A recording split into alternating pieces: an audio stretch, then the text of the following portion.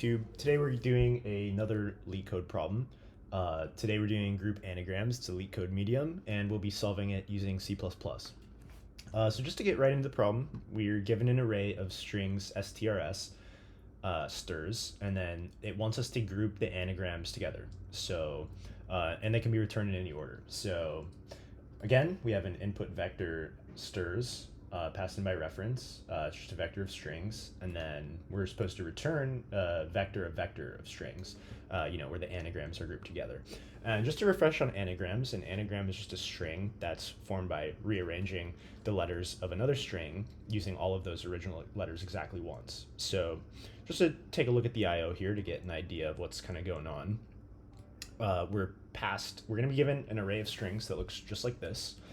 And then we need to return this 2D array of strings where the anagrams are grouped together. So we can see here that like 8, eat, t, those are all formed from the same letters, so they're grouped together. Likewise for nat and tan, and then bat has no anagrams, it's just by itself. And then some edge cases, we can see that empty strings can occur in the input array. And presumably one empty string is going to be the anagram of another empty string. So those do need to be included in the output, of course. And then we can also have strings of a single character. So another little edge case. And then as far as constraints go, our strings will only be max of 100 characters. And, we're not going to have more than 10 to the 4 strings in the input vector. And then also the characters are only going to be lowercase English letters. So basically, to get into the solution here, one could imagine that a naive approach to this problem would be to basically iterate through the input vector and basically have a nested for loop where you're comparing this string to each other string to see if they are anagrams, and then basically continually just going through one string at a time, finding all its anagrams, putting those in a new output 2D vector until you've gone through all of them. So that's going to be let me summarize that. So this would be nested for loop comparing each string individually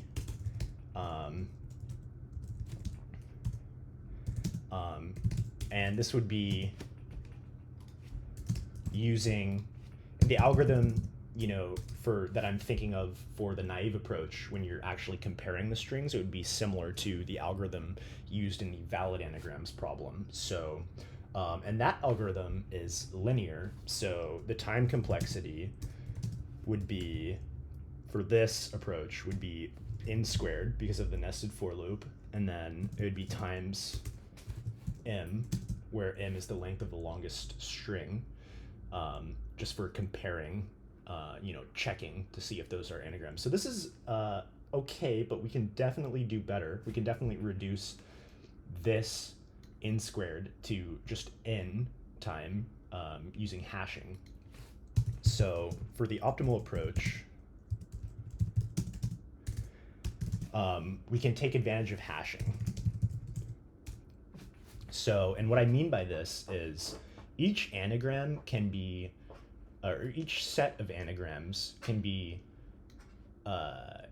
they have their own unique key, which is basically formed by just simply sorting the string alphabetically. So if you were to take the string ate and then sort it alphabetically, it would be aet, and likewise it would be the same for each of these.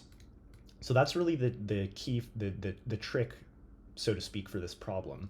So each of these have, being that each of these anagrams in this group of anagrams have a exactly the same unique identifier, we can use that to hash them in a hash map corresponding to that identifier.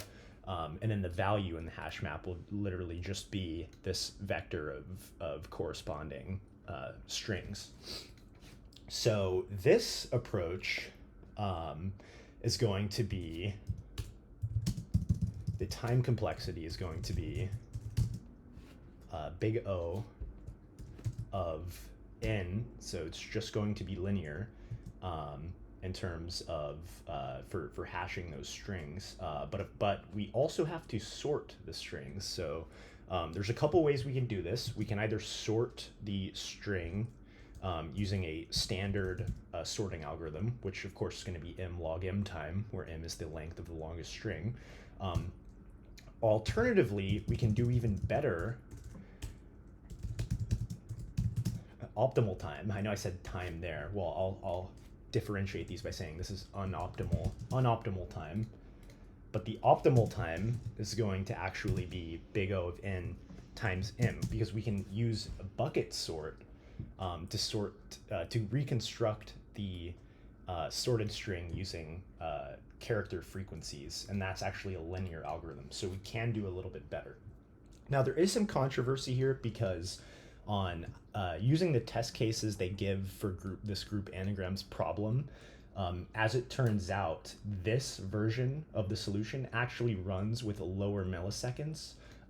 There's a lot of debate on this in the forums. I've been looking at it a lot. I think, potentially the reason why this one runs faster is because it has to do with the length of the strings that are given in their test cases and their test inputs. So nevertheless, I'm going to show both of these, and I think it's a good idea to know the optimal time solution and the unoptimal time solution, just so you can explain kind of the difference there, if you're solving this during an interview. So let's get into the solution here. So to solve this, we're going to need an unordered map of where the key is a string and the value is going to be a vector of strings. And then I'll just call that map. We're also going to need our result vector, our resulting 2D vector. So that's going to be a vector of strings, and we can just call this result. And now what we want to do here is we want to just loop through all of the strings and strs. So in the input array, so for string, I'll just say s and strs. We're going to want to basically first sort this string s to get that unique key identifier. So the way we can do that using the unoptimal time approach is by simply declaring a new string. So we'll say I can say string t, or I'll say s sorted for clarity. So string s sorted is going to be equal to s, and then to actually sort s sorted, we can use the sort method that's provided in C++. That has the m log m time. So that's going to be s sorted dot begin. So from the first character to the last character, s sorted dot end, and that will sort the string alphabetically in m log m time. So using s sorted, we can then hash. We can add the original string s to using the pushback vector method, basically just to add that string to this group of anagrams using their sorted identifier. So pushback s, and that's pretty much it for this part. And then so far we have linear time, this n for this loop, and then we just have we have another loop here, so it's still going to be linear because it's not nested. And here we're basically just going to iterate over all of those elements in the hash map. So to do so, we can use for auto, and I'll say x in map. For auto x in map, And what we're going to do is take map at, or rather, we're going to push the current group of anagrams that we're at, since, you know, each kind of element in the map corresponds to a group of anagrams. We need to just push that to the result vector. So we do res dot push back and then x dot second. And there's a few optimizations we can make for this part. So anytime you're using this kind of loop in C++, x is actually being duplicated and reallocated. And we don't really want that here. We don't need that. You know, it takes longer than necessary. So we can actually just turn this into a reference to make this faster, so we're not reallocating. And then we can just push back, you know, x dot second by reference here. And we can also use, furthermore, this is still making a copy. So even though we're using reference, so we can even further optimize this by, or rather finish off the optimization by using the move method to make sure we're not reallocating anything unnecessarily. So after that, we just need to return res. And this is the pretty much the completed solution for the unoptimal time. And assuming that I didn't make any bugs here, we can run this. And I'll just go ahead and show the milliseconds here. So you can see this version is actually, you know, beats 88%. It beats 95%. You know, it's a very quick solution here, but technically you can do better. Now the controversy is in this optimal time solution, we're actually going to see this runtime decreases. So it's a little scary, but you know, it's good to discuss this, I think, when you're doing this problem. So the improvement here is going to come from unoptimal time to optimal time, from m log m to m, is going to come in the sorting algorithm we use. So this sorting algorithm is m log m, but we can use bucket sort to do have a linear time complexity sort. So I'm just going to go ahead and comment these lines out, and we're gonna have to change this one also slightly. So I'll just comment that all out. I'm going to implement the bucket sort quickly here in just a private function. So we're going to be returning a string for the bucket sort, and I'll just call it bucket sort. And then we're going to be taking in a string. I'll just say s as input. Excuse me. So what we're going to want is a map for the bucket sort. We could use a hash map, but even faster, since we just have lowercase English letters, if I go back to the problem description, we can just use a regular old array, so integer array. So I'll say int map, it's going to be 26 for each of the 26 characters in the English alphabet. And each of those are going to be set to 0 at first, because we're going to be counting frequencies with this map. So to count those frequencies, we're going to do just iterate through the string. So for char c, and I can actually turn this into a const reference. So for const char and c in s, that'll be slightly faster, because we're not going to have to reallocate anything there.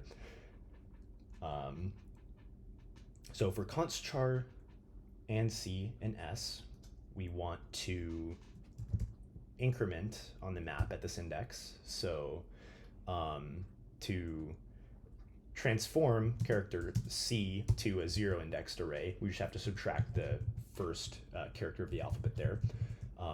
So instead of, you know, some higher integer, we want a to correspond to 0, b to correspond to 1, so forth. So that's how we solve that right there, just by subtracting the string, or the character literal a.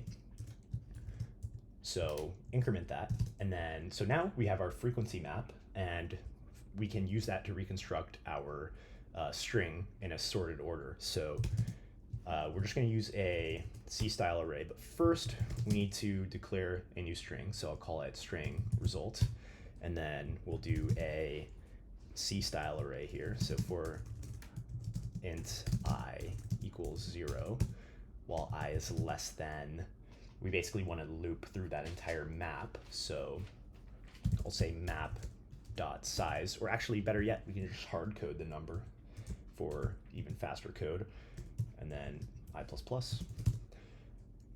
And then we're basically going to be just appending to string res in this kind of alphabetical nature.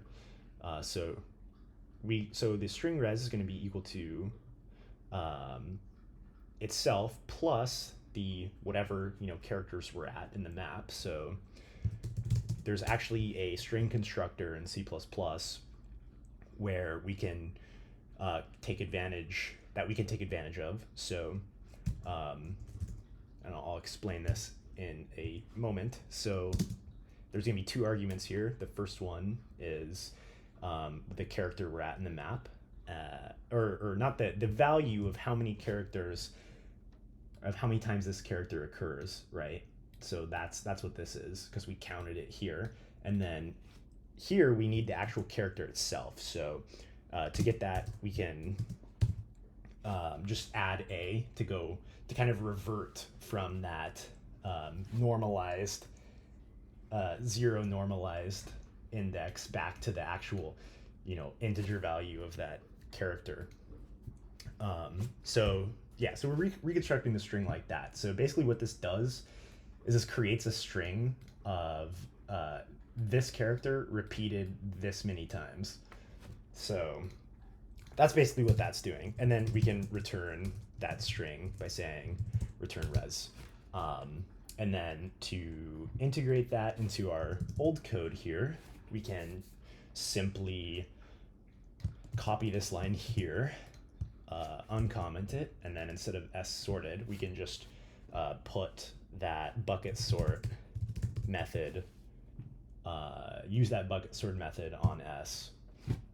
And this should work also. So let's make sure. Looks like I had some kind of bug here. So on use undeclared identifier C, right? It's because I used a C style for loop, and I used I as our index there. So let's make sure there's no other bugs here. I didn't really check very thoroughly. You should always check very thoroughly. So there we go. Okay, so that works, and then I'll show you what I was talking about, why it's a little controversial. So if I submit this, the runtime in milliseconds should be like quite a bit slower, than our other solution, but I do think this is just because of the test cases that LeetCode uses. Because if we really examine this code, we can see that this is like completely linear, this whole function here. And then, using this bucket sort, if we go to that function, we can see that this is also, a linear function. So this time complexity is going to be slightly better. N times m is going to be slightly better than m log m. I mean, you can literally look at the code and see this. So, but anyways, yeah. So that's pretty much it for group anagrams. I hope this walkthrough helped you. If you have any suggestions or ideas, please leave them in the comments, and make sure to give it a like. And I'll see you guys in the next video.